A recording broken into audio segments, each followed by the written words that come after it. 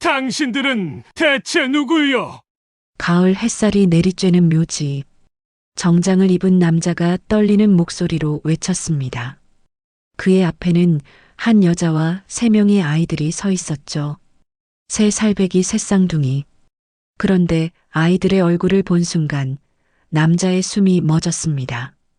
설명할 수 없는 이상한 감정이 밀려왔으니까요. 여자가 떨리는 목소리로 입을 열었습니다. 저는, 그리고 이 아이들은 그 순간 3년간 단 한마디도 하지 못했던 재벌 회장의 부인이 무릎을 꿇었습니다. 그리고 비명처럼 외쳤죠. 3년 만에 터져나온 목소리였습니다. 대체 이 묘지에서 무슨 일이 벌어진 걸까요?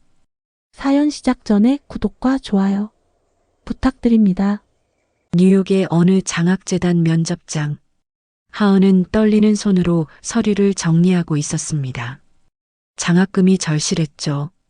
한국에서 아버지 사업이 망한 뒤 온 가족의 희망은 하은의 어깨에 달려 있었습니다. 서류가 와르르 바닥에 쏟아졌습니다. 주위 사람들은 시선만 줄 뿐 아무도 도와주지 않았습니다. 하은은 얼굴이 화끈거렸습니다. 무릎을 꿇고 종이를 하나하나 주우려는데 누군가 먼저 몸을 숙였습니다. 제가 도와드릴게요. 남자의 목소리는 부드러웠습니다. 하은이 고개를 들자 잘 다린 정장을 입은 청년이 미소 짓고 있었습니다. 민준이었죠. 그의 손은 희고 깨끗했습니다. 일을 해본 적 없는 사람의 손이었습니다. 감사합니다. 하은은 작게 인사했습니다. 민준은 서류를 가지런히 정리해 건넸습니다. 그 순간 두 사람의 시선이 마주쳤습니다. 하은의 가슴이 쿵 내려앉았죠. 이상한 느낌이었습니다. 처음 보는 사람인데도 왠지 모를 편안함이 느껴졌습니다. 며칠 후 대학 도서관 3층 경제학 자료실. 하은은 과제에 파묻혀 있었습니다. 복잡한 경제 이론이 도무지 이해가 안 됐습니다. 한숨을 푹 쉬는데 누군가 옆자리에 앉았습니다. 고개를 돌리니 며칠 전 그 남자였습니다. 또 만났네요. 민준이 말했습니다. 경제학 전공이신가요? 네. 근데 너무 어려워서요. 하은이 솔직하게 답했습니다. 어디가 어려우신지 제가 봐드릴까요? 민준은 자연스럽게 하은의 노트를 들여다봤습니다. 그리고는 펜을 들어 차근차근 설명하기 시작했죠. 복잡했던 개념들이 신기하게도 쉽게 풀렸습니다. 와, 천재시네요. 하은이 감탄했습니다. 아니에요. 그냥 조금 알 뿐이에요. 민준은 겸손하게 웃었습니다. 그날부터 두 사람은 도서관에서 자주 만났습니다. 민준은 하은의 과제를 도와줬고 하은은 한국에서 가져온 김밥을 나눠줬습니다. 서로 다른 세계에서 온 두 사람이었지만 함께 있을 때만큼은 모든 게 완벽했습니다. 어느 날 민준이 물었습니다. 저녁 같이 드실래요? 제가 아는 좋은 곳이 있는데. 하은은 망설였습니다. 돈이 없었거든요. 민준이 눈치챘는지 덧붙였습니다. 제가 살게요. 그동안 도시락 많이 얻어먹었잖아요. 그래도 그건 거절하면 섭섭해요. 민준의 단호한 말투에 하은은 결국 고개를 끄덕였습니다. 그날 밤 두 사람은 센트럴파크가 보이는 레스토랑에서 저녁을 먹었습니다. 하은은 메뉴판의 가격을 보고 숨이 막혔지만 민준은 태연했죠. 부담스러우신가요? 민준이 물었습니다. 아니, 그냥 제가 이런 데 와본 적이 없어서요. 저도 처음이에요. 민준이 거짓말을 했습니다. 그냥 오늘은 특별한 날이니까요. 무슨 날인데요? 당신을 제대로 알게 된 날이요. 하은의 얼굴이 붉어졌습니다. 민준의 직설적인 고백에 심장이 빨리 뛰었죠. 창밖으로 맨해튼의 야경이 반짝였습니다. 그 순간만큼은 두 사람 모두 행복했습니다. 하지만 민준의 주머니에서 진동하는 휴대폰 화면에는 아버지 비서실장이라는 이름이 떠 있었죠. 민준은 전화를 무시하고 하은의 얼굴만 바라봤습니다. 도서관 3층 경제학 자료실은 두 사람만의 아지트가 되었습니다. 매일 같은 시간, 같은 자리. 하은은 민준이 오기를 기다리는 자신을 발견했죠. 그의 손길이 닿은 노트에는 깔끔한 필기가 가득했습니다. 오늘도 늦게까지 계실 거예요? 민준이 물었습니다. 네, 레포트 마감이 내일이라서요. 저도 남을게요. 혼자 하면 지루하잖아요. 민준의 말에는 거짓이 없었습니다. 정말로 밤 10시까지 곁을 지켰죠. 하은은 가끔 그를 훔쳐봤습니다. 집중하는 옆얼굴이 참 멋있었습니다. 어느 날 하은이 도서관에 나타나지 않았습니다. 민준은 불안했죠. 1시간을 기다렸지만 오지 않았습니다. 결국 하은이 일한다는 한인 식당을 찾아갔습니다. 어서 오세요. 박정분 사장이 인사했습니다. 혹시 하은 씨 있나요? 민준이 급하게 물었습니다. 아이고, 그 애 때문에 오셨구나. 주방에 있어요. 몸이 안 좋은데도 억지로 나왔다니까요. 민준은 주방으로 들어갔습니다. 하은은 창백한 얼굴로 설거지를 하고 있었죠. 이마에는 땀이 송글송글 맺혀 있었습니다. 하은 씨, 민준이 다가갔습니다. 어떻게, 왜 아픈데 일을 해요? 당장 병원 가요. 괜찮아요. 오늘 안 하면 시급이 목숨보다 중요해요? 민준의 목소리가 날카로웠습니다. 하은은 놀랐습니다. 항상 부드럽던 민준이 이렇게 화낸 건 처음이었죠. 박정분 사장이 앞치마를 벗기며 말했습니다. 그래, 얘야. 오늘은 그만하고 병원 다녀와. 이 청년이 걱정하는 게 눈에 보이잖니. 민준은 하은을 부축해 병원으로 데려갔습니다. 진단은 과로와 영양실조. 의사는 며칠 쉬라고 했죠. 병원비를 내려는 하은을 민준이 막았습니다. 제가 낼게요. 안 돼요. 이미 너무 많이 신세졌어요. 신세라니요. 우리 사이에 그런 게 어딨어요? 우리 사이가 뭔데요? 하은이 조심스럽게 물었습니다.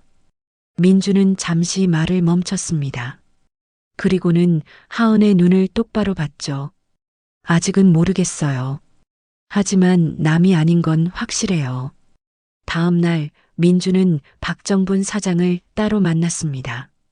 식당 한 구석에서 진지한 대화가 오갔죠. 사장님, 하은 씨 근무 시간 좀 줄여주실 수 없을까요? 그러고 싶은데 그럼 애가 생활비를 제가 차액을 드릴게요. 시급을 올려주는 걸로 해주세요. 박정분 사장은 민준을 유심히 봤습니다. 평범한 학생치고는 돈을 너무 쉽게 쓰는 것 같았죠. 학생이 무슨 돈이 그렇게 많아요? 아르바이트로 모은 돈이에요. 민준이 둘러댔습니다. 거짓말 마요. 손 좀 보세요. 민준이 손을 내밀자 박정분 사장은 피식 웃었습니다. 하얀 손, 굳은 살 하나 없는 고운 손이었죠. 됐어요. 당신이 누군지는 모르겠지만 하은이를 아끼는 건 진심인 것 같으니까 그 애한테만 비밀로 할게요. 학기 말이 다가왔습니다. 하은은 장학금을 유지했고 민준은 그녀와 보내는 시간이 더 소중해졌죠. 센트럴파크를 걸으며 하은이 말했습니다. 정말 고마워요. 당신 덕분에 여기까지 왔어요. 아니에요. 하은 씨가 노력한 거죠. 그래도 혼자였다면 못했을 거예요. 민준은 하은의 손을 잡았습니다. 차가운 손이었지만 이제는 갈라진 상처가 많이 아물어 있었죠. 그날 밤 민준의 휴대폰이 또 울렸습니다. 아버지 비서실장이었죠. 도련님, 회장님께서 다음 주 중요한 일정이 있으니 잠시 귀국하시라고. 안 갑니다. 여기서 할 일이 있어요. 하지만 끊을게요. 민주는 전화를 끊고 하은에게 보낸 메시지를 다시 읽었습니다. 내일도 도서관에서 봐요. 이 평범한 일상이 얼마나 소중한지 그때는 아직 몰랐습니다. 크리스마스가 다가왔습니다. 뉴욕 거리는 화려한 불빛으로 가득했죠. 민준이 하은을 자신의 원룸으로 초대했습니다.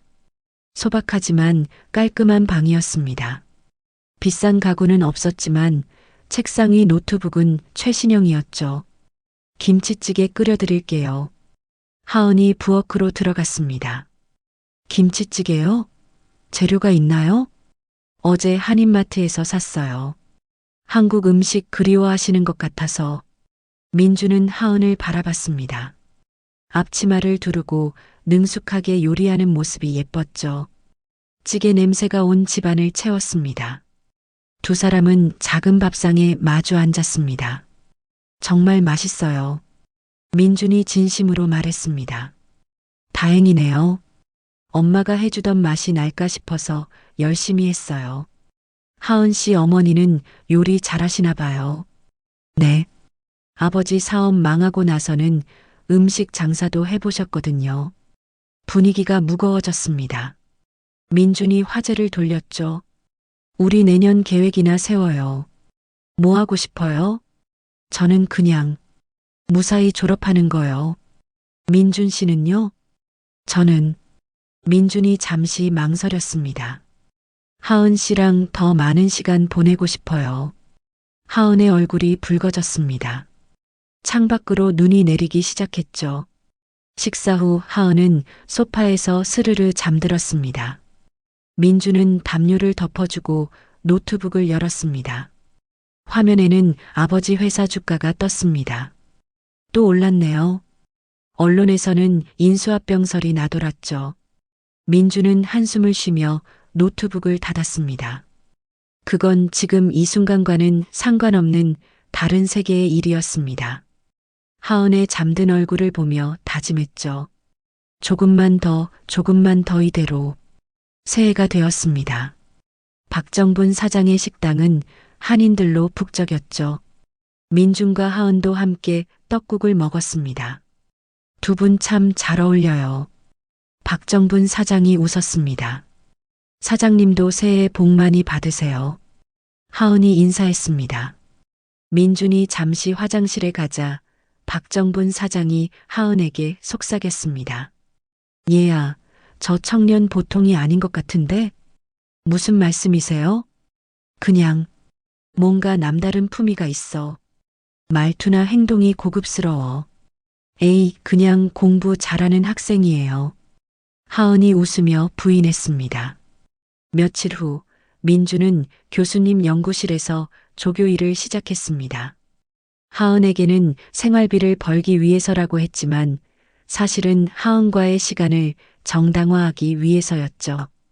교수님은 민준의 실력에 감탄했습니다. 자네 대기업에서 스카우트제에 오면 갈 건가? 아니요. 저는 여기가 좋습니다. 어느 날 하은이 민준의 가방을 정리하다가 여권을 발견했습니다. 펼쳐보니 도장이 빼곡했죠. 파리, 런던, 도쿄, 두바이. 평범한 학생이 갈 수 없는 곳들이었습니다.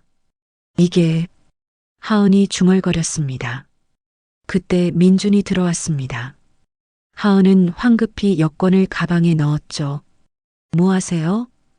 민준이 물었습니다. 아, 그냥 가방 정리 좀 해주려고요. 민준은 알아차렸지만 모른 척했습니다. 하은도 더 묻지 않았죠. 사람에게는 누구나 과거가 있다고 생각했습니다. 중요한 건 지금이니까요. 그날 밤 민준이 하은을 기숙사까지 바래다 줬습니다. 하은이 들어간 뒤 어둠 속에서 검은 세단이 다가왔죠. 창문이 내려가자 중년 남자가 말했습니다. 도련님, 회장님이 걱정하십니다. 돌아가세요. 저는 여기서 평범하게 살 겁니다. 하지만 도련님의 안전이 필요 없다니까요.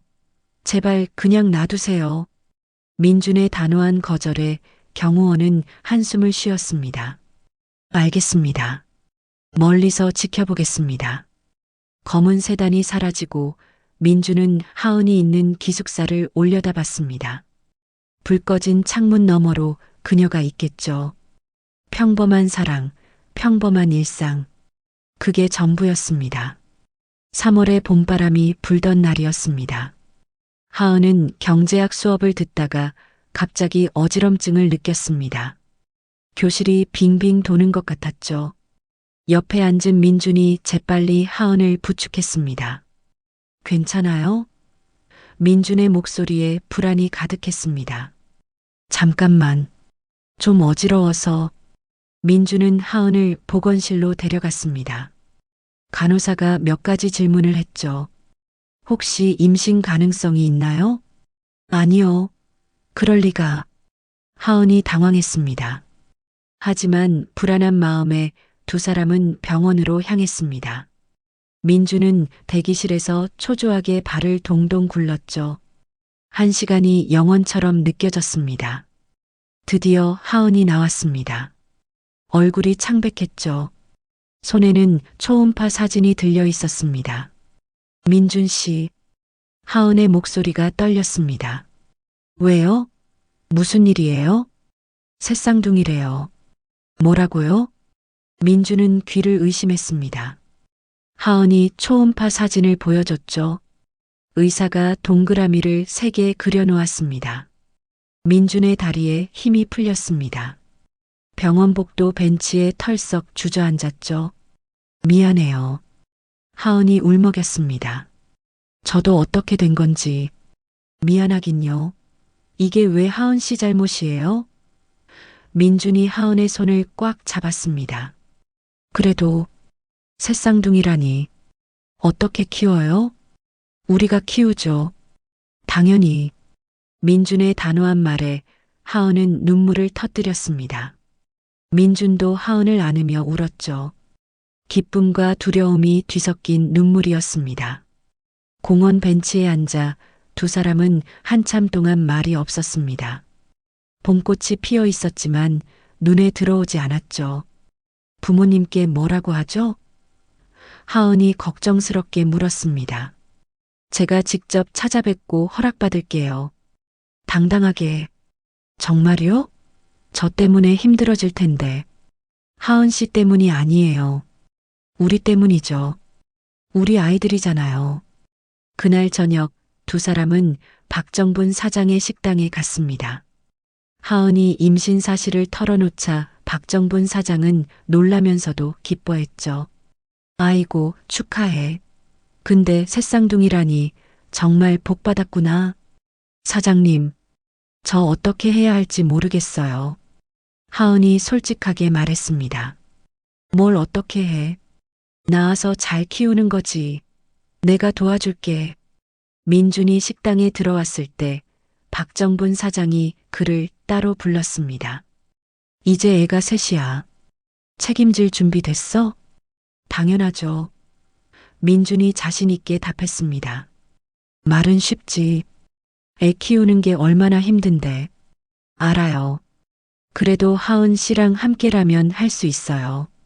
박정분 사장은 민준의 눈을 똑바로 봤습니다. 진심이 느껴졌죠. 그날 밤 민준은 한국에 있는 절친한 친구에게 전화했습니다. 야, 나 할 말 있어. 무슨 일인데? 내가 아빠가 될 것 같아. 그것도 새쌍둥이. 뭐, 너 정신 나갔어? 회장님한테 뭐라고 할래?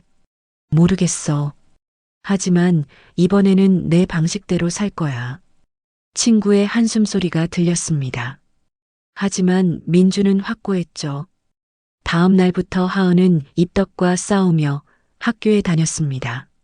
민주는 임산부를 위한 책을 잔뜩 사왔죠. 영양제며 임산부 용품까지. 너무 많이 사온 거 아니에요? 하은이 미안해했습니다. 이제 우리 5가족인데 이 정도는 기본이죠. 밤이 되면 민주는 하은의 배에 귀를 댔습니다.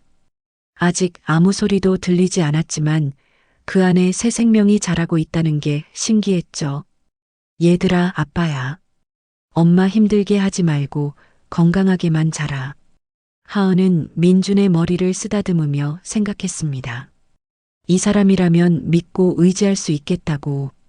비록 앞날이 막막하지만 함께라면 이겨낼 수 있을 거라고. 임신 5개월이 되자 하은의 배가 눈에 띄게 불러왔습니다. 새쌍둥이라 더 빨리 커 보였죠. 민주는 매일 밤 고민했습니다. 더 이상 미룰 수 없었어요. 부모님께 모든 걸 털어놓아야 했습니다. 하은 씨, 저 한국에 다녀와야 해요. 민준이 조심스럽게 말을 꺼냈습니다. 한국에요? 갑자기 왜요? 부모님께 우리 얘기를 해야죠. 허락도 받고. 하은의 얼굴에 불안이 스쳤습니다. 민준이 평범한 집안이 아닐 거라는 예감이 들었죠. 혹시 부모님이 반대하시면 어떻게 해요? 그럴 리 없어요. 설득할 거예요. 무슨 일이 있어도. 민준의 눈빛은 단호했지만 하은은 여전히 불안했습니다. 그동안 민준이 가족 얘기를 거의 하지 않았거든요. 다음 날 민준은 지도교수를 찾아갔습니다. 교수님, 제가 한국에 다녀와야 할 것 같습니다. 그래, 무슨 일인가? 가족 관련해서 급한 일이 생겼습니다. 교수님은 민준의 심각한 표정을 보고 더 묻지 않았습니다. 평소 성실했던 제자였으니까요. 출국 일주일 전 민준은 하은과 함께 산부인과에 갔습니다. 정기 검진 날이었죠. 초음파를 보던 의사가 말했습니다. 아기들이 건강하게 자라고 있네요. 다만 새쌍둥이는 고위험 임신이니까 각별히 조심하셔야 해요. 네, 알겠습니다. 민준이 꼼꼼하게 메모했습니다. 특히 스트레스 받지 마시고 무리하지 마세요. 조산 위험이 있거든요. 병원을 나오며 민준이 하은의 손을 꽉 잡았습니다. 걱정 마요. 제가 빨리 다녀올게요. 정말 괜찮을까요? 부모님이. 하은 씨만 믿어줘요. 우리 아이들 위해서라도 꼭 허락받고 올게요. 그날 저녁 박정분 사장이 민준을 불렀습니다. 식당 한 구석에서 진지한 대화가 이어졌죠. 한국 간다며? 네, 부모님께 결혼 허락받으러요. 잘 생각했어. 근데 하은이 혼자 두고 가는 게 걱정되지 않아? 그래서 사장님께 부탁드리려고요. 제가 없는 동안 하은이 좀 봐주세요. 박정분 사장이 민준의 어깨를 토닥였습니다. 당연하지. 내 딸처럼 챙길 테니 걱정 말고 다녀와. 감사합니다. 꼭 좋은 소식 갖고 올게요. 그래야지. 혹시라도 딴 마음 먹으면 가만 안 둘 거야. 박정분 사장의 농담에 민준이 웃었습니다. 하지만 마음은 무거웠죠. 아버지가 어떻게 나올지 예상할 수 없었으니까요. 출국 전날 밤 민준은 하은과 마지막 저녁을 먹었습니다. 레스토랑이 아닌 하은의 작은 방에서였죠. 하은이 끓인 된장찌개가 유난히 맛있었습니다. 식사 후 민준이 작은 상자를 꺼냈습니다. 열어보니 심플한 반지가 들어있었죠. 하은 씨, 이거 받아주세요. 이게 약혼 반지예요. 화려하진 않지만 제 진심이 담겨 있어요. 민준이 하은의 손가락에 반지를 끼워줬습니다. 딱 맞았죠. 하은의 눈에 눈물이 고였습니다. 돌아와서 정식으로 프러포즈 할게요. 결혼식도 올리고. 민준 씨, 약속해요. 꼭 돌아올게요. 하은 씨랑 우리 아이들 곁에. 공항으로 떠나는 아침, 하은은 억지로 미소를 지었습니다. 민준이 하은의 배를 쓰다듬으며 말했습니다. 얘들아, 아빠 금방 올게. 엄마 말 잘 듣고 있어. 조심해서 다녀와요. 꼭이요. 그럼요. 일주일이면 돼요. 기다려줄 거죠? 당연하죠. 평생이라도 기다릴게요. 민준이 게이트로 들어갔습니다. 하은은 그의 뒷모습이 사라질 때까지 지켜봤죠. 왠지 모를 불안감이 가슴을 짓눌렀습니다. 뱃속에서 아이들이 꿈틀거렸습니다. 아빠를 찾는 것 같았어요. 민준이 떠난 지 이틀째였습니다. 하은은 휴대폰을 수시로 확인했죠. 한국에 도착했다는 짧은 메시지 이후로 아무 소식이 없었습니다. 불안한 마음에 잠도 제대로 못 잤어요. 괜찮아. 바빠서 그런 거야. 하은은 자신에게 되뇌었습니다. 박정분 사장도 하은을 위로했죠. 국제전화가 비싸서 그럴 거야. 곧 연락 올 거니까 너무 걱정하지 마. 그런데 그날 저녁 식당 TV에서 CNN 뉴스가 흘러나왔습니다. 한국 서울 강남에서 대형 교통사고가 발생했습니다. 피해자는 하은은 별 생각 없이 채널을 돌렸습니다. 그런데 한국 뉴스 채널에서도 같은 사고를 다루고 있었죠. 윤스그룹 후계자가 교통사고로 사망했습니다. 고인은 미국에서 급히 귀국한 것으로 순간 하은의 손에서 리모컨이 떨어졌습니다. 화면에 민준의 얼굴이 떴거든요. 윤스그룹 윤민준 전무라는 자막과 함께 아니야. 이건 아니야. 하은이 주저앉았습니다. 박정분 사장이 달려왔죠. 얘야. 무슨 일이야? 민준 씨가. 다음 날 새벽 하은의 휴대폰이 울렸습니다. 모르는 국제번호였죠. 떨리는 손으로 받았습니다. 여보세요? 윤민준 씨의 지인이신가요? 차가운 목소리였습니다. 네, 맞아요. 서울대학병원입니다. 윤민준 씨가 어제 교통사고로 사망하셨습니다. 하은은 전화기를 떨어뜨렸습니다. 온몸에 힘이 빠졌죠. 박정분 사장이 쓰러진 하은을 부축했습니다. 얘야, 정신 차려. 민준 씨가 죽었대요. 하은은 믿을 수 없어서 민준의 친구에게 연락했습니다. 한국에 있다던 그 친구요. 정말이에요? 민준 씨가 정말. 응, 사실이야. 친구의 목소리도 울먹였습니다. 부모님 만나고 돌아오는 길에 택시가 중앙선 넘어서 아니야. 거짓말이야. 미안해. 정말 미안해. 형이 마지막에 너랑 아이들 얘기했어. 꼭 돌아가겠다고. 전화를 끊고 하은은 오열했습니다. 뱃속에 아이들이 발로 차는 게 느껴졌죠. 아빠를 찾는 것 같았어요. 왜 나한테 거짓말했어? 재버리면서 왜 숨긴 거야? 박정분 사장이 하은을 안아줬습니다. 그래도 가봐야지. 마지막 인사라도 해야지. 임신 5개월의 몸으로 하은은 한국행 비행기에 올랐습니다. 박정분 사장이 공항까지 배웅했죠. 무리하지 마. 아이들 생각해. 네. 금방 다녀올게요. 하지만 한국에 도착한 하은을 기다린 건 냉정한 현실이었습니다. 강남의 거대한 병원 장례식장. 검은 정장의 경호원들이 입구를 막고 있었죠. 들어가실 수 없습니다. 저 민준 씨의 약혼녀예요. 아이도 있어요. 하은이 배를 가리켰지만 소용없었습니다. 죄송합니다. 유가족만 출입 가능합니다. 제가 가족이에요. 이 아이들이 민준 씨 아이라고요. 들어가실 수 없습니다. 멀리서 검은 리무진들이 줄지어 떠났습니다. 그 안에는 민준의 관이 실려 있겠죠. 하은은 주저앉아 울부짖었습니다. 민준아, 이렇게 가면 어떡해. 인사라도 하게 해줘. 지나가던 사람들이 수군거렸습니다. 저 여자 뭐야? 윤스그룹 아들이 여자가 있었대? 에이, 사기꾼 아니야? 차가운 시선들이 하은을 찔렀습니다. 재벌가의 며느리가 되기는커녕 민준의 장례식에도 참석하지 못한 채 쫓겨났죠.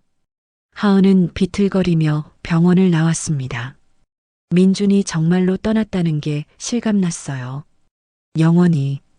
장례를 치르지 못한 하은은 민준의 대학 동기를 수소문했습니다. 전화번호를 겨우 구해 연락했죠. 민준이 묘가 어디 있는지 아세요? 경기도 양평이요. 윤 회장님 집안 선산에. 하은은 주소를 받아 적었습니다. 임신한 몸으로 산을 오르는 건 힘들었죠. 숨이 차고 다리가 아팠습니다. 그래도 포기할 수 없었어요. 마침내 묘소에 도착했습니다. 윤민준이라는 이름 석자가 차가운 비석에 새겨져 있었죠. 하은은 그 앞에 무릎을 꿇었습니다. 왜 나한테 숨긴 거야? 하은이 흐느꼈습니다. 재벌이면 뭐 어때서? 그냥 말해주지. 뱃속에서 아이들이 꿈틀거렸습니다. 하은은 묘비를 쓰다듬으며 울부짖었죠. 미안해. 마지막 인사도 못하고 보낸 게 너무 미안해. 미국으로 돌아온 하은은 모든 게 무너진 것 같았습니다. 학교도 장학금도 꿈도 다 의미가 없었죠. 박정분 사장이 하은을 안쓰럽게 봤습니다. 얘야, 그래도 살아야지. 아이들 생각해. 사장님, 저 이제 어떻게 살아요? 내가 도와줄게. 일단 우리 식당 2층에 방이 하나 있어. 거기서 지내. 박정분 사장의 배려로 하은은 작은 방을 얻었습니다. 낮에는 식당에서 서빙을, 밤에는 근처 편의점에서 캐셔 일을 했죠. 배는 점점 불러왔고 몸은 점점 무거워졌습니다. 하은아, 너무 무리하지 마.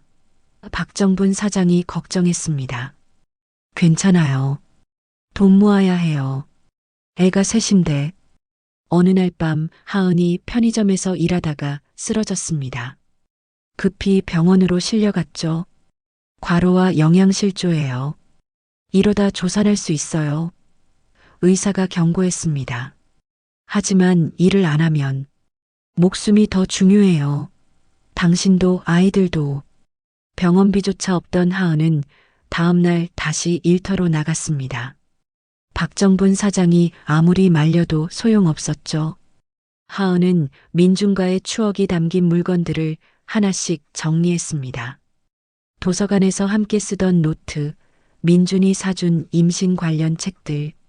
그러나 약혼 반지만은 팔 수 없었어요. 목걸이에 걸어 가슴에 품었습니다. 민준아, 나 너무 힘들어. 하은은 반지를 쥐고 속삭였습니다. 우리 아이들한테 미안해서 어떡해. 임신 7개월이 되었을 때 하은은 민준의 기일에 맞춰 다시 한국을 찾았습니다. 작년 이맘때 그가 떠났으니까요. 묘소에는 화려한 꽃들이 놓여 있었습니다. 누군가 먼저 다녀간 것 같았죠. 멀리서 검은 정장의 사람들이 보였습니다. 윤 회장 부부인 것 같았지만 하은은 다가가지 않았어요. 그들에게 하은은 없는 사람이니까요. 대신 하은은 직접 쓴 편지를 꺼냈습니다. 아이들 초음파 사진도 함께 넣었죠. 민준아, 우리 아이들이야. 너를 꼭 닮았어. 편지를 묘비 옆 흙에 묻었습니다. 바람이 불어 낙엽이 흩날렸죠. 꼭 다시 올게. 아이들 데리고. 아빠 보러 왔다고. 인사시킬게. 돌아오는 비행기 안에서 하은은 결심했습니다. 어떤 일이 있어도 아이들을 지켜내겠다고. 민준이 남긴 마지막 선물을 포기할 수 없으니까요. 박정분 사장이 공항에 마중 나왔습니다. 야위어가는 하은을 보며 눈시울이 붉어졌죠. 얘야, 이제 그만 무리해. 아니에요. 더 열심히 살아야 해요. 혼자가 아니니까. 하은의 눈빛은 슬펐지만 강했습니다. 그 안에는 어머니의 각오가 담겨 있었죠. 임신 8개월째 새벽 하은은 갑작스런 진통에 잠에서 깼습니다. 예정일보다 한 달이나 빨랐죠. 양수가 터져 이불이 흠뻑 젖었습니다. 사장님, 하은이 비명을 질렀습니다. 박정분 사장이 헐레벌떡 뛰어왔죠. 얘야, 벌써 진통이 너무 아파요. 아이들이. 박정분 사장은 재빨리 차를 몰고 병원으로 향했습니다. 새벽 도로를 질주하면서도 불안했죠. 조금만 참아. 곧 도착해. 응급실에 도착하자 의료진이 달려왔습니다. 검사 결과 의사의 표정이 심각해졌죠. 새쌍둥이 상태가 위험합니다. 즉시 제왕절개해야 해요. 제발 아이들만은 살려주세요. 하은이 간절히 부탁했습니다. 수술대 위에서 하은은 민준을 불렀습니다. 민준아, 우리 아이들 지켜줘. 제발. 새벽 3시 첫 울음소리가 터졌습니다. 첫째였죠. 이어서 둘째, 막내까지. 새 생명이 세상에 나왔습니다. 축하합니다. 아들 셋이에요. 하지만 기쁨도 잠시, 아이들은 모두 2kg이 채 안 되는 미숙아였습니다. 곧바로 인큐베이터로 옮겨졌죠. 신생아 중환자실 유리창 너머로 하은은 아이들을 봤습니다. 작은 몸에 온갖 줄이 연결되어 있었죠. 하지만 얼굴은 민준을 빼닮았습니다. 첫째가 민우, 둘째가 민호, 막내가 민재예요. 하은이 이름을 붙였습니다. 민준 씨 성을 따서 민자 돌림이구나. 박정분 사장이 눈물을 닦았습니다. 특히 민우의 눈매는 민준과 똑같았습니다. 하은은 유리창에 손을 대고 울었죠. 민준아, 우리 아이들이야. 내가 남긴 선물이야. 병원비는 상상을 초월했습니다. 보험도 없는 하은에게는 천문학적인 금액이었죠. 얘야, 걱정하지 마. 내가 적금 깬다. 사장님, 안 돼요. 그건 노후 자금인데. 무슨 소리야. 너랑 애들이 내 가족인데. 박정분 사장은 적금을 해지했습니다. 한인교회에서도 소식을 듣고 조금씩 모금해줬죠. 하은은 고개를 들 수 없었습니다. 정말 감사합니다. 꼭 갚을게요. 갚긴 뭘 갚아? 그냥 건강하게 키우는 게 갚는 거야. 2주 후 아이들이 퇴원했습니다. 여전히 작고 약했지만 위험한 고비는 넘겼죠. 하은은 식당 2층 작은 방으로 아이들을 데려왔습니다. 그날부터 지옥이 시작됐습니다. 2시간마다 수유, 기저귀 교체, 트림시키기. 새 아이를 돌보는 건 전쟁이었죠. 하은은 하루에 2~3시간밖에 못 잤습니다. 엄마가 미안해. 아빠가 있었다면 이렇게 힘들지 않았을 텐데. 한 달이 지났을 때 둘째 민호가 열이 났습니다. 미숙아로 태어난 탓에 면역력이 약했죠. 응급실에 다녀왔지만 약값이 문제였습니다. 미안해요. 지금 돈이. 하은이 약사에게 사정했습니다. 돈 없으면 약도 없어요. 하은은 결국 민준의 약혼 반지를 꺼냈습니다. 가슴이 찢어지는 것 같았죠. 민준아, 미안해. 정말 미안해. 전당포 주인이 반지를 받아들고 돈을 건넸습니다. 그 돈으로 겨우 약을 샀죠. 민호는 약을 먹고 나아졌습니다. 박정분 사장의 배려로 하은은 아이들을 데리고 식당에서 일할 수 있었습니다. 아기띠를 3중으로 묶고 서빙을 했죠. 손님들은 새쌍둥이를 신기하게 봤습니다. 어머, 셋이나. 아빠는 어디 있어요? 하늘나라예요. 하은이 대답하면 분위기가 숙연해졌죠. 누군가는 팁을 더 주고 누군가는 아기 옷을 가져다 줬습니다. 하은은 감사하면서도 마음이 아팠어요. 민준이 있었다면. 괜찮아. 엄마가 있잖아. 하은은 아이들에게 속삭였습니다. 엄마가 아빠 목까지 사랑해줄게. 새쌍둥이가 두 돌이 되던 해 가을이었습니다. 하은은 여전히 세탁소와 식당을 오가며 힘겹게 살고 있었죠. 그날도 평범한 하루였습니다. 아이들을 재우고 우편함을 확인하러 나갔죠. 이게 뭐지? 한국에서 온 등기 우편이었습니다. 보낸 사람 주소는 없었죠. 하은은 불안한 마음으로 봉투를 열었습니다. 타자로 친 편지 한 장과 사진이 들어 있었습니다. 사진을 보는 순간 하은의 다리에 힘이 풀렸죠. 민준의 사고 현장 사진이었습니다. 편지를 읽기 시작했습니다. 그 사고는 단순한 교통사고가 아니었습니다. 진실을 알고 싶다면 연락하세요. 아래에는 이메일 주소가 적혀 있었습니다. 그리고 봉투를 다시 보니 윤상호 회장의 회사 로고가 찍힌 붉은 도장이 선명했죠. 뭐야 이게? 무슨 소리야? 하은의 손이 떨렸습니다. 민준의 죽음에 숨겨진 진실이 있다는 말인가요? 다음 날 하은은 박정분 사장에게 편지를 보여줬습니다. 사장님의 얼굴이 순간 굳어졌죠. 사장님, 혹시 이 회사 아세요? 박정분 사장이 한숨을 쉬었습니다. 사실, 나도 20년 전에 이 회사에서 일했어. 네, 정말요? 구조조정으로 잘렸지. 윤상호 회장, 냉정한 사람이야. 조심해. 하은은 더욱 혼란스러웠습니다. 박정분 사장이 민준의 아버지 회사에서 일했다니. 그럼 민준 씨도 아셨어요? 아니, 그 아이는 몰랐어. 회장 아들이었구나. 어쩐지 품위가 남달랐어. 고민 끝에 하은은 이메일을 보냈습니다. 자신이 누구인지, 아이들이 있다는 것까지 솔직하게 적었죠. 며칠 후 답장이 왔습니다. 저는 정유리입니다. 민준 씨의 대학 동기이자 현재 윤 회장님 회사 직원입니다. 정유리는 충격적인 사실을 전했습니다. 민준이 귀국한 진짜 이유는 결혼 허락이 아니라 회사 내부의 비리를 고발하기 위해서였다고요. 민준 씨가 수집한 자료가 있었어요. 회사 자금 횡령과 비자금 조성 증거들이요.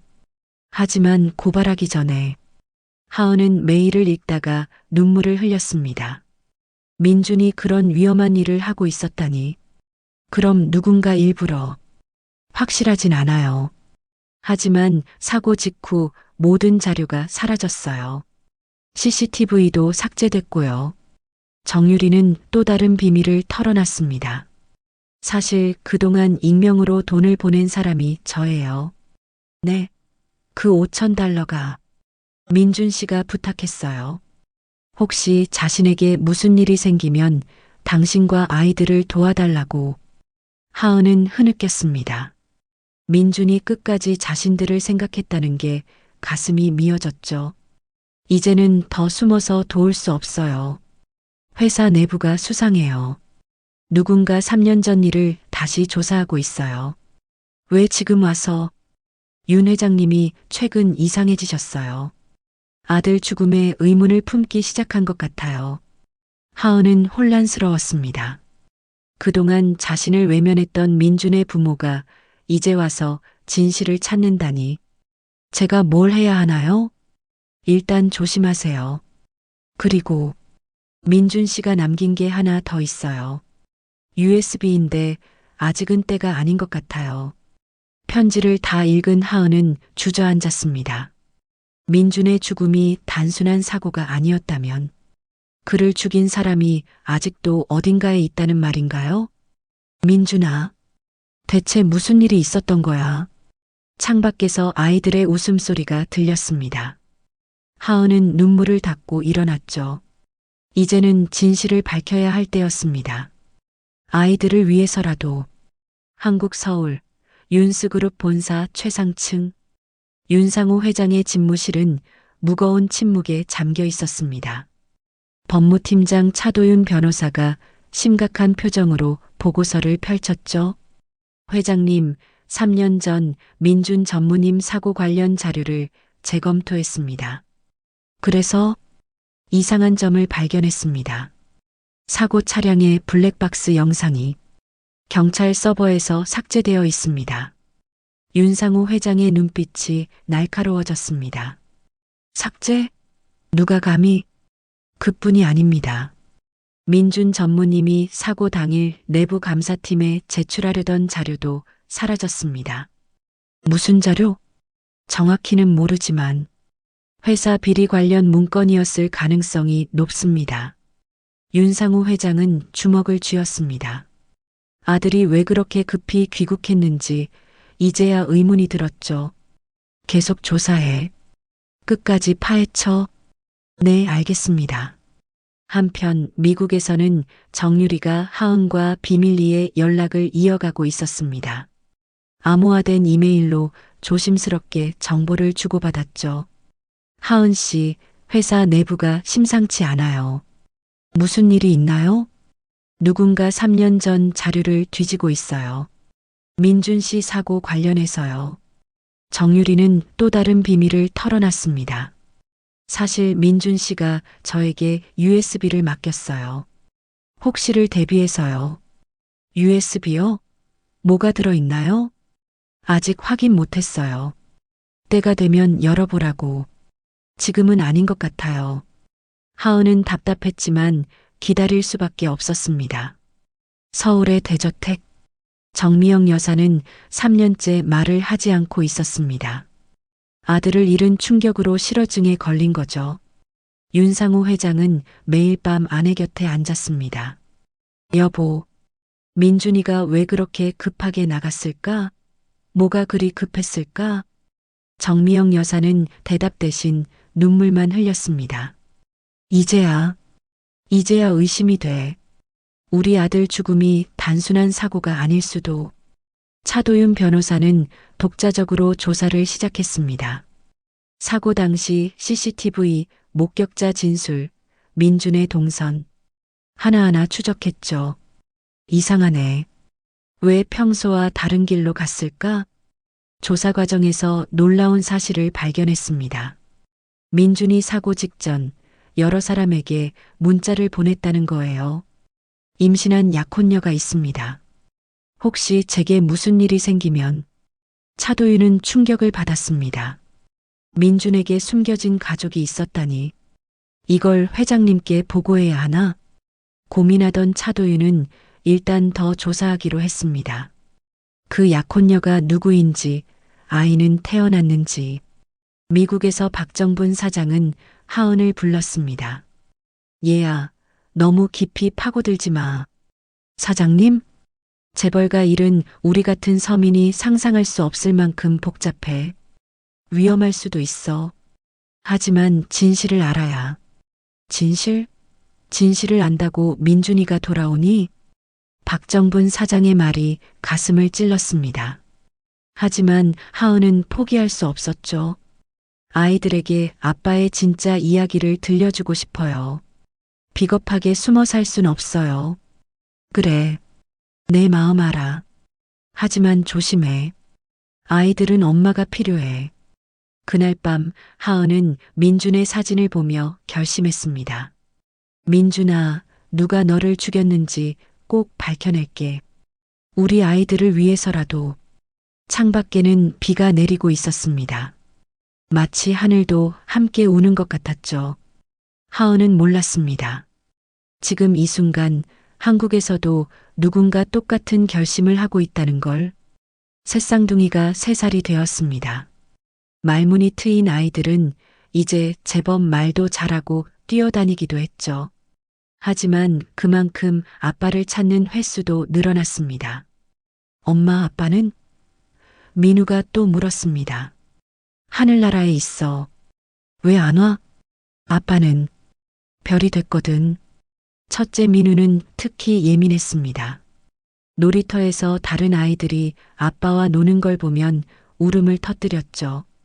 나도 아빠랑 놀고 싶어. 하은은 그럴 때마다 가슴이 찢어지는 것 같았습니다. 무릎을 꿇고 민우를 안아줬죠. 엄마가 아빠 목까지 사랑해줄게. 울지 마. 어느 날 밤 민우가 잠에서 깨 울면서 말했습니다. 엄마, 꿈에 아빠 나왔어. 정말? 아빠가 뭐라고 했어? 머리 쓰다듬어 주고. 보고 싶냐고 물어봤어. 하은의 눈에 눈물이 고였습니다. 민호와 민재도 잠에서 깨어났죠. 나도 아빠 꿈꿨어. 민호가 말했습니다. 나도. 민재가 따라했습니다. 세 아이가 똑같은 꿈을 꾼 거예요. 하은은 아이들을 꼭 안았습니다. 민준이 정말 아이들을 보러 왔을까요? 아빠가 보고 싶구나. 엄마도 보고 싶어. 다음 날 박정분 사장이 하은에게 조심스럽게 제안했습니다. 얘야, 아이들이 더 크기 전에 한국 가서 할아버지 할머니를 만나게 하는 게 어때?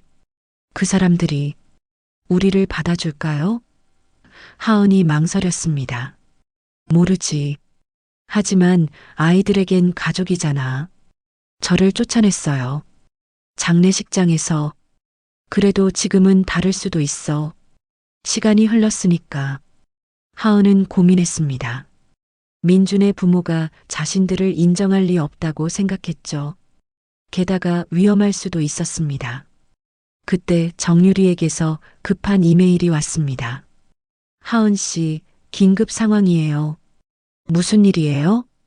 회사 내부에서 수상한 움직임이 있어요. 누군가 3년 전 사고 자료를 샅샅이 뒤지고 있어요. 정유리는 더 충격적인 정보를 전했습니다. 그리고 윤 회장님이 며칠 후 민준 씨 기일의 묘소를 찾으실 예정이에요. 기일이. 하은은 달력을 봤습니다. 정말이었어요. 며칠 후가 민준이 떠난 지 3년째 되는 날이었죠. 회장님이 최근 많이 변하셨어요. 아들 죽음을 의심하기 시작하신 것 같아요. 그래서요? 조심하세요. 누가 적인지 친구인지 모르는 상황이에요. 전화를 끊고 하은은 깊은 생각에 빠졌습니다. 그리고 결심했죠. 아이들을 데리고 가야겠어. 기일에. 박정분 사장이 놀랐습니다. 위험할 수도 있는데? 더는 숨어 살 수 없어요. 아이들도 아빠 무덤을 봐야 해요. 그래도 민준 씨 부모님도 손주들을 볼 권리가 있잖아요. 비록 저를 인정 안 하셔도. 하은은 단호했습니다. 진실과 마주할 때가 왔다고 생각했죠.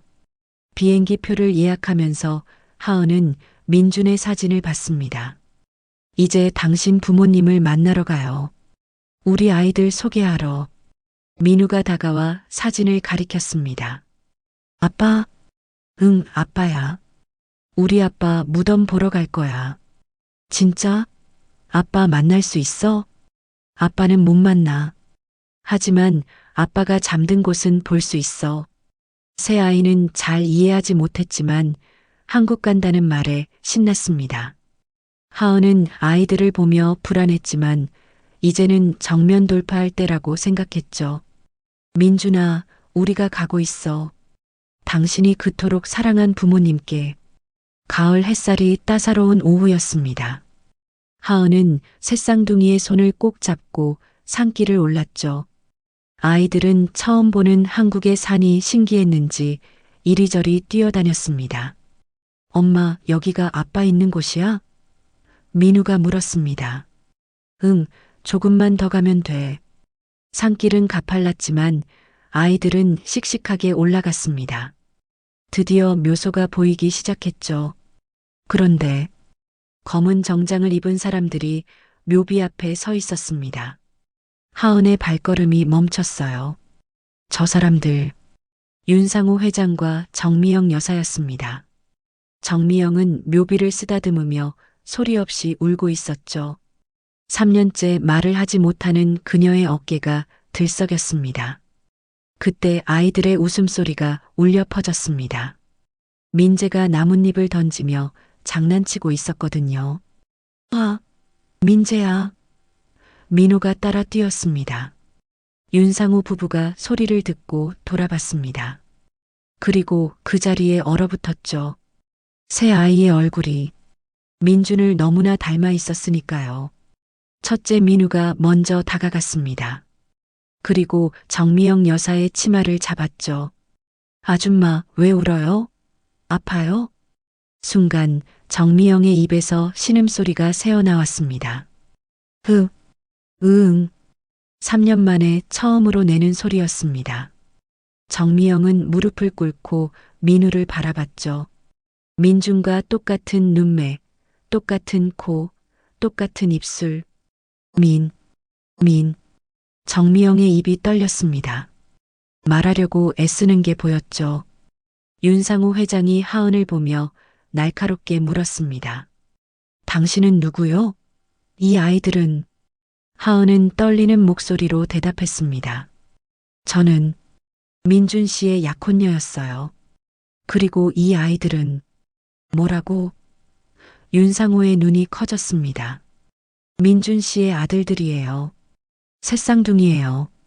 그 순간 정미영이 비명처럼 외쳤습니다. 민준아. 3년 만에 터져나온 목소리는 갈라져 있었지만 분명했습니다. 그녀는 민우를 끌어안고 오열했죠. 우리 민준이, 우리 아들. 민호와 민재도 할머니가 우는 걸 보고 다가갔습니다. 아줌마 울지 마요. 민호가 말했습니다. 우리가 있잖아요. 민재가 덧붙였습니다. 정미영은 새 아이를 한꺼번에 안으려고 팔을 벌렸습니다. 눈물이 폭포처럼 쏟아졌죠. 윤상호 회장도 무릎을 꿇었습니다. 평생 눈물을 보인 적 없던 냉철한 기업가가 처음으로 울었습니다. 정말 민준이 아이들이요? 네. 하은이 고개를 끄덕였습니다. 옆에 서 있던 차도윤 변호사가 조용히 말했습니다. 회장님, 조사해 본 결과 사실일 가능성이 높습니다. 윤상호는 떨리는 손으로 민우의 머리를 쓰다듬었습니다. 민준이 왜 말하지 않았을까? 이런 보물들을 남기고 갔는데. 하은은 눈물을 참으며 말했습니다. 민준 씨는 부모님께 직접 말씀드리려고 한국에 왔어요. 하지만 알아요. 이제 알아요. 윤상호가 고개를 떨궜습니다. 박정분 사장이 멀리서 이 광경을 지켜보고 있었습니다. 그녀는 안도의 한숨을 쉬었죠. 하은과 아이들이 드디어 가족을 찾은 것 같았으니까요. 정미영이 다시 말을 했습니다. 더듬거리지만 분명한 목소리로. 고마워요. 아이들 데려와줘서 고마워요. 새쌍둥이는 영문도 모른 채 울고 있는 어른들을 번갈아 봤습니다. 그리고는 자기들도 따라 울기 시작했죠. 묘소에는 울음소리가 가득했습니다. 슬픔의 눈물이 아니라 재회의 눈물이었죠. 민준의 묘비가 지켜보는 가운데 한 가족이 다시 만났습니다. 묘소에서 돌아온 그날 밤 하은은 아이들을 재우고 호텔 창가에 앉아 있었습니다. 믿기지 않는 하루였죠. 민준의 부모가 자신들을 받아들이다니. 똑똑 문을 두드리는 소리가 들렸습니다. 누구세요? 정유리예요. 하은 씨. 문을 열자 젊은 여자가 서 있었습니다. 민준과 같은 회사 로고가 새겨진 사원증을 걸고 있었죠. 이제야 직접 만나네요. 정유리가 말했습니다. 들어오세요. 정유리는 가방에서 작은 USB를 꺼냈습니다. 이걸 드리러 왔어요. 민준 씨가 저에게 맡긴 거예요. 이게 사고 직전에 주셨어요. 혹시 자신에게 무슨 일이 생기면 하은 씨에게 전해달라고. 하은의 손이 떨렸습니다. USB를 받아 노트북에 꽂았죠. 동영상 파일이 하나 있었습니다. 화면에 민준이 나타났습니다. 한국으로 떠나기 전날 밤이었겠죠. 얼굴은 지쳐 보였지만 눈빛은 단호했습니다. 하은아, 이 영상을 보고 있다면 내가 돌아오지 못한 거겠지. 하은은 손으로 입을 막았습니다. 민준의 목소리를 3년 만에 다시 듣는 거였으니까요. 미안해. 모든 걸 숨긴 것도, 위험한 일에 뛰어든 것도. 하지만 이건 꼭 해야 하는 일이야. 민준은 서류를 보여주며 설명했습니다. 우리 회사에 심각한 비리가 있어. 횡령, 뇌물, 비자금. 수십억이 새고 있어. 이런. 정유리가 숨을 들이켰습니다. 내가 증거를 모았어. 검찰에 고발할 거야. 하지만 위험할 수 있어. 그래서 민주는 카메라를 똑바로 봤습니다. 정유리, 이 영상을 보고 있다면 부탁이야. 하은과 우리 아이들을 지켜줘. 돈이 필요하면 내 비상금을 써. 정유리가 고개를 끄덕였습니다. 약속을 지킨 거였죠. 그리고 부모님께 손주들이 있다는 걸 꼭 알려줘. 그들도 알 권리가 있으니까. 마지막으로 민주는 미소를 지었습니다. 하은아, 사랑해. 우리 아기들아, 아빠가 미안해. 꼭 돌아올게. 약속해. 영상이 끝났습니다. 하은은 흐느껴 울었죠. 그래서 그렇게 급하게 간 거구나. 정유리가 또 다른 충격적인 사실을 전했습니다. 최근에 차도윤 변호사님이 재조사를 하셨어요. 사고 차량의 브레이크가 어떻게 됐어요? 조작된 흔적이 있대요. 하지만 당시 담당 형사가 묵살했고, 그럼 정말로 누군가, 네, 민준 씨를 죽인 거예요. 하은은 주먹을 쥐었습니다. 분노가 치밀어 올랐죠. 다음 날 아침 윤상호 회장이 하은을 찾아왔습니다. 차도윤 변호사와 함께였죠. 어제는 놀라서 제대로 인사도 못했소. 윤상호가 말했습니다. 괜찮아요. DNA 검사를 하고 싶은데 동의해 주겠소? 네, 그러세요. 윤상호는 잠시 머뭇거리다가 무릎을 꿇었습니다. 대한민국 최고 기업의 회장이 무릎을 꿇은 거예요. 미안하오. 당신들을 외면했던 것, 민준이를 지키지 못한 것, 모두 미안하오. 일어나세요. 하은이 당황했습니다. 아니요. 이것도 부족해. 민준이 못다한 책임, 내가 지겠소. 당신과 아이들을 내 가족으로 받아들이겠소. 차도윤이 덧붙였습니다. 범인도 꼭 잡겠습니다. 민준 전무님의 죽음 절대 헛되지 않게 하겠습니다. 하은은 복잡한 심정이었습니다. 3년간 외면받았던 서러움과 이제야 인정받은 안도감이 뒤섞였죠. 창밖으로 아이들의 웃음소리가 들렸습니다. 정미영 여사가 정원에서 새쌍둥이와 놀고 있었어요. 3년 만에 되찾은 목소리로 동요를 부르고 있었죠. 저 아이들이 증거예요. 하은이 말했습니다. 민준 씨가 얼마나 저를 사랑했는지. 일주일 후 DNA 검사 결과가 나왔습니다. 병원 상담실에서 의사가 서류를 펼쳤죠. 99.9% 일치합니다. 세 아이 모두 윤민준 씨의 친자가 확실합니다. 윤상호 회장은 서류를 받아들고 한참을 바라봤습니다. 과학적 증명이 필요했던 건 아니었죠. 이미 마음으로 알고 있었으니까요. 이제 됐소. 공식 발표하겠소. 다음 날 윤스그룹은 대대적인 기자회견을 열었습니다. 숨겨진 며느리와 손자들의 존재를 공개합니다. 윤상호가 직접 발표했죠. 3년간 이들을 외면한 것을 깊이 사죄합니다. 이제라도 가족으로 받아들이겠습니다. 언론은 발칵 뒤집혔습니다. 재벌가의 숨겨진 후계자들이라니.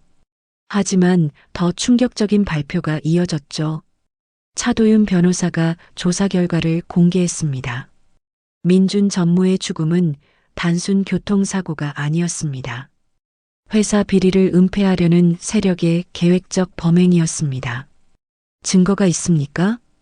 기자가 물었습니다. 사고 차량의 브레이크가 조작됐고 CCTV는 의도적으로 삭제됐습니다. 당시 담당 형사는 거액을 받고 해외로 도피했습니다. 수사가 재개되었고 관련자들이 줄줄이 구속됐습니다. 민준이 목숨 걸고 밝히려던 진실이 드디어 세상에 드러난 거죠. 윤상호는 회사를 대대적으로 개혁했습니다. 민준이 바꾸려 했던 것들을 하나하나 실행에 옮겼죠. 아들의 뜻을 이어가겠습니다. 깨끗한 회사를 만들겠습니다. 하은과 아이들은 한국에 정착하기로 했습니다. 윤상호 부부가 마련해준 집은 넓고 따뜻했죠. 이제 우리 집이야. 민재가 뛰어다녔습니다. 할머니 어디 있어? 민호가 찾았습니다. 할아버지랑 놀자.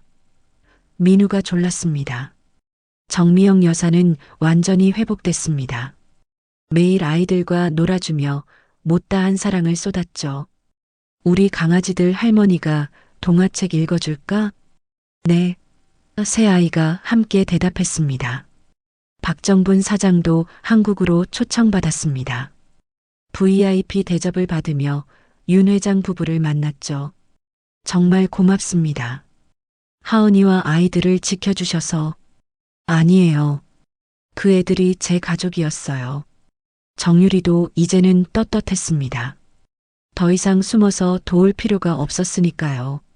하은 씨, 민준 씨가 자랑스러워할 거예요. 고마워요. 정말로. 민준의 네 번째 기일이 되었습니다. 온 가족이 묘소에 모였죠. 작년과는 완전히 다른 분위기였습니다. 새쌍둥이는 이제 아빠가 하늘나라에 있다는 걸 이해했습니다. 민우가 그림을 그려왔죠. 아빠 줄 거야. 그림에는 가족 5명이 손잡고 있었습니다. 아빠도 함께였죠. 민우가 묘비 앞에 조심스럽게 놓았습니다. 아빠, 우리 잘 지내고 있어요. 할머니, 할아버지도 좋아요.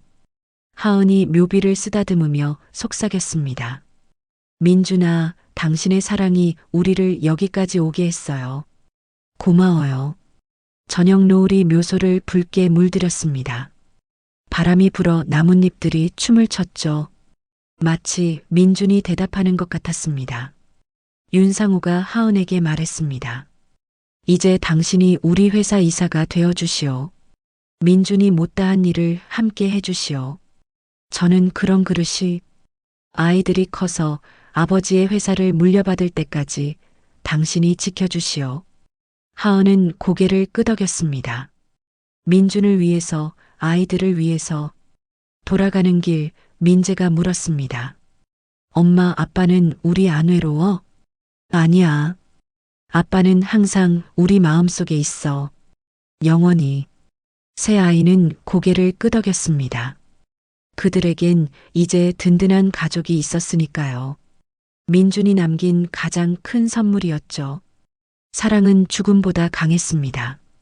1년이 흘렀습니다. 새쌍둥이는 5살이 되었죠.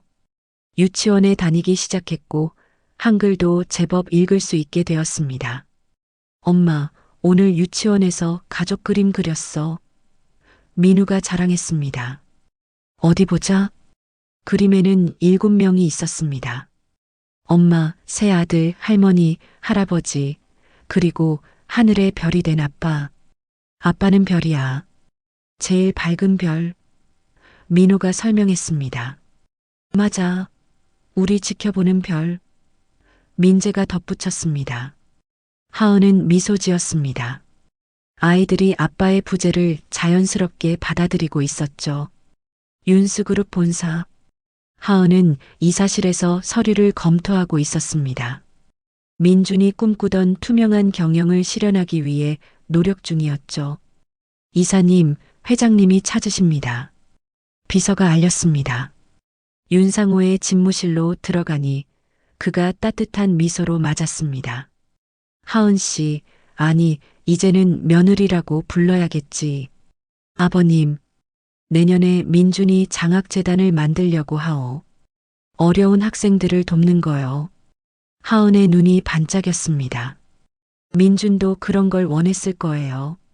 제가 이사장을 맡겠습니다. 고맙소. 민준이도 기뻐할 거요. 저녁, 온 가족이 저녁 식사를 했습니다. 정미영 여사가 직접 만든 음식이었죠. 할머니 요리 최고. 민우가 엄지를 치켜들었습니다. 우리 민우 입맛이 까다로운데 맛있어? 정미영이 행복해했습니다. 엄마 요리도 맛있지만 할머니가 더 맛있어. 이 녀석? 하은이 민우를 간지럽혔습니다. 온 가족이 웃음꽃을 피웠습니다. 텅 비어있던 대저택이 이제는 아이들 웃음소리로 가득했죠. 잠들기 전 하은은 아이들과 함께 창가에 서서 밤하늘을 봤습니다. 저기 제일 밝은 별 보여? 하은이 가리켰습니다. 응, 아빠 별이다. 세 아이가 함께 외쳤습니다. 아빠한테 인사해. 아빠 잘 자. 아이들이 손을 흔들었습니다. 그때 별이 반짝였습니다. 정말로 민준이 대답하는 것 같았죠. 다음 날 민준의 기일이었습니다. 이번엔 더 많은 사람이 모였어요. 회사 직원들, 민준의 친구들, 그리고 장학재단 소식을 들은 사람들까지. 하은은 묘비 앞에 섰습니다. 작년과는 달리 평온한 표정이었죠. 민준아, 우리 잘 지내고 있어. 당신이 바라던 대로. 바람이 불어 꽃잎이 날렸습니다. 봄이 왔음을 알리는 바람이었죠. 사랑은 죽지 않아. 영원히 남아서 우리를 이어주고 있어. 새쌍둥이가 묘비에 꽃을 놓았습니다. 작년엔 그림이었지만 올해는 직접 기른 꽃이었죠. 아빠, 우리가 키운 거야. 민호가 자랑했습니다. 윤상호가 하은의 어깨에 손을 올렸습니다. 고맙소. 당신 덕분에 민준이 진짜로 돌아온 것 같소. 아버님도 고맙습니다. 받아주셔서. 정미영이 아이들을 안으며 말했습니다. 우리가 한 가족이에요. 영원히. 묘소를 내려오는 길, 하은은 뒤를 돌아봤습니다. 민준의 묘비가 햇살을 받아 반짝이고 있었죠. 고마워, 민준아. 당신이 남긴 사랑 덕분에 우리가 여기 있어. 아이들이 앞서 뛰어갔습니다. 할머니, 할아버지 손을 잡고 까르르 웃으며 하은도 걸음을 재촉했습니다. 이제는 민준 없이도 살아갈 힘이 있었으니까요. 그가 남긴 사랑이 영원한 빛이 되어 길을 밝혀주고 있었습니다. 세상에서 가장 아름다운 유산, 그것은 사랑이었습니다. 오늘의 이야기는 마음에 어떻게 남으셨나요? 하은 씨에게 전하고 싶은 따뜻한 말이 있다면 댓글로 함께 나눠주세요. 여러분의 작은 응원이 모여 더 큰 감동이 됩니다. 오늘도 시청해주셔서 진심으로 감사드립니다. 햇살 같은 인생 사연이었습니다.